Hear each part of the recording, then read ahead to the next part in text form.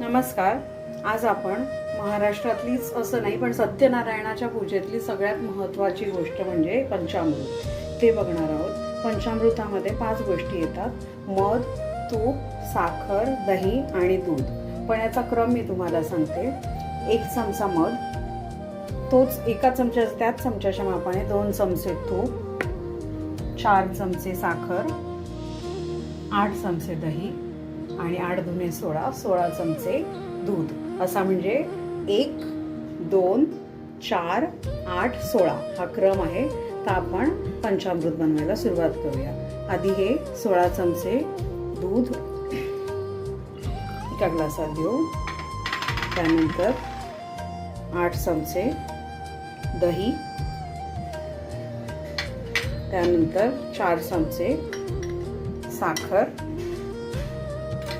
त्यानंतर 2 चमचे तूप. हे खूप कमी प्रमाणात बनवलंय कारण फक्त हे दाखवण्यापुरता सॅम्पल. पूजेला आपण हे जास्त प्रमाणात बनवावं लागतं. आणि हे 1 चमचा मध.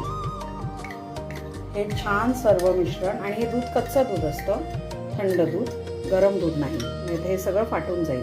आणि हे पंचामृत आता उन्हाळ्यामध्ये तर उत्तम आहेच, पण असंही इतर वेळेलाही की आपण एक वेलकम ड्रिंक म्हणून घेऊ शकतो.